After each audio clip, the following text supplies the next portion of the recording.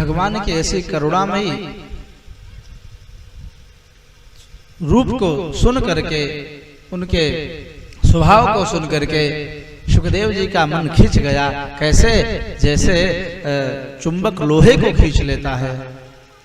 इनका मन भी श्याम सुंदर की मधुरमयी कृपामयी लीला में खींच गया है और अपने निर्गुण ब्रह्म के ध्यान समाधि को त्याग करके उन ब्रह्मचारियों के साथ सीधे सदगुरुदेव वेदव्यास जी के शरण में आए हैं और कहा, हे गुरुदेव, मुझे भी भागवत तत्व का ज्ञान दीजिए जिसमें इतने मंगलमय श्लोक हैं।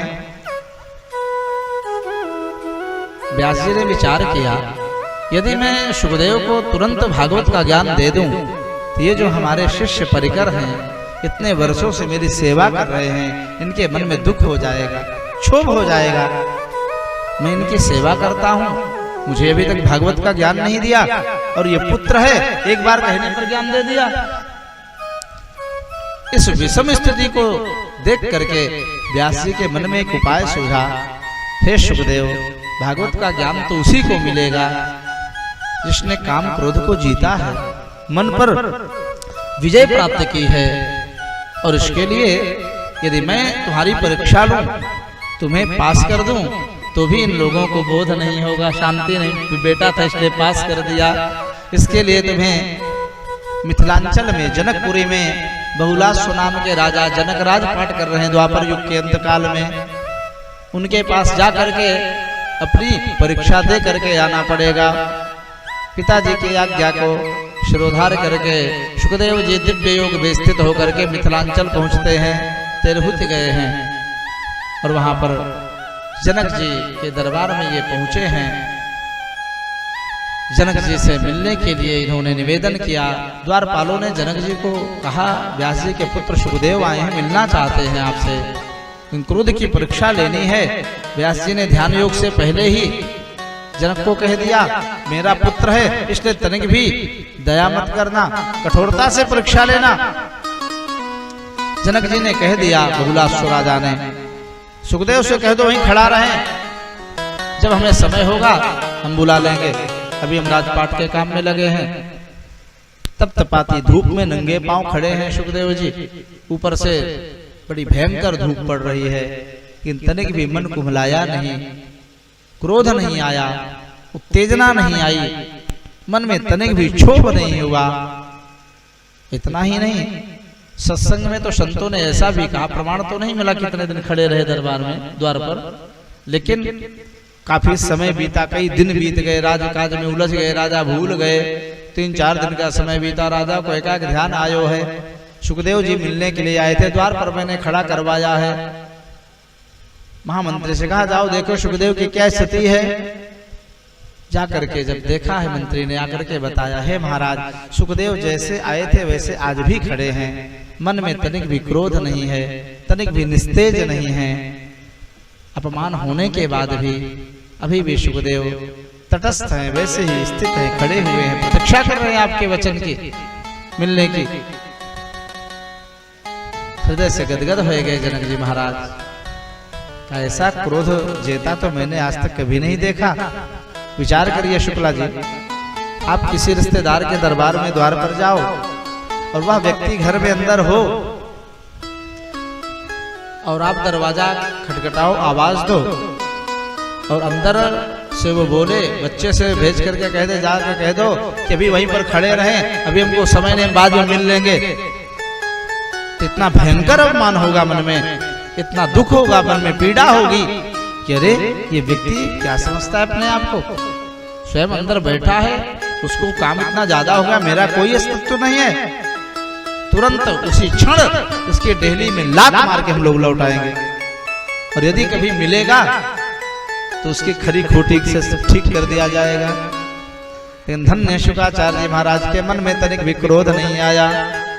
आगे जनक जी ने कामदेव की परीक्षा लेने के लिए सुंदर अप्सराओं के निवास में भेजा।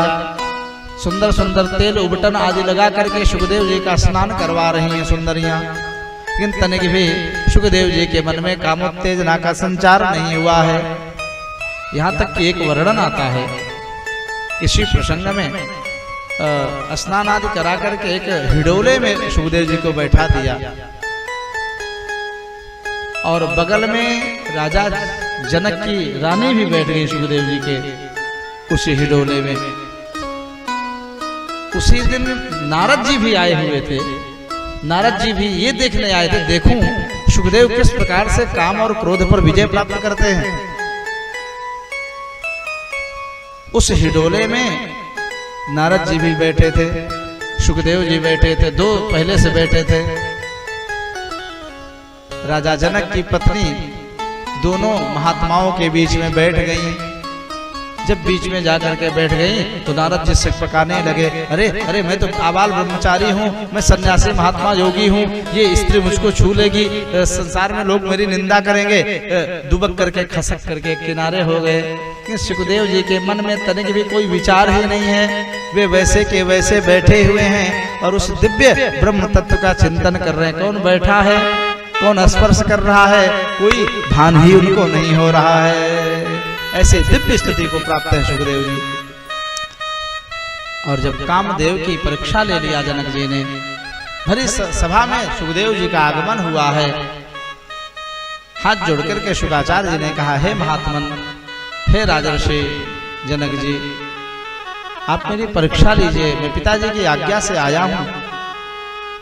जनक जी का हृदय गदगद हो गया, सिंहासन से उतर पड़े, मुकुट उतार करके सिर को मुकुट को चरणों में रख दिया और कहा, हे महात्मन, मेरे अपराध को क्षमा करो। आप तो स्वयं योगी नाम परमम गुरु, योगी कोई परम गुरु हैं, हम आपकी क्या परीक्षा ले पाएंगे। आप जैसा क्रोध जेता, काम जेता इस भुवन में है ही नहीं। और वहां से प्रशस्ति पत्र पाए हैं। सीधे पिता व्यास जी के पास आए और भागवत तत्व के ज्ञान को आत्मसात किया, धारण किया। और अब गुफा में नहीं गए हैं, अपितु नंगे पांव विचरण करते हुए सुंदर सुंदर भागवत के श्लोकों का गान करते रहते, चिंतन करते रहते हैं। सूत जी कहते हैं, शौनकादिक ऋषियों कालांतर में जब राजा परीक्षित को श्रृंगी ऋषि ने श्राप दिया, तब इन्हीं सुखदेव ने आमरण अनशन लेकर के बैठे हुए गंगा के तट पर परीक्षित को भागवत तत्व का ज्ञान दे करके भव सागर से पार कर दिया। बोलो सुखदेव भगवान की। शौनकादिक ऋषियों ने हाथ जोड़ा, है गुरु जी ठहरिए, कृपा करके ये बताइए परीक्षित जी किस कुल में पैदा हुए हैं और किस कारण उन्हें श्राप लगा है, किस अपराध के कारण उन्हें इतना दुख उठाना पड़ा। सूत जी महाराज महाभारत का वर्णन करते हुए गाथा को आगे बढ़ाते हैं।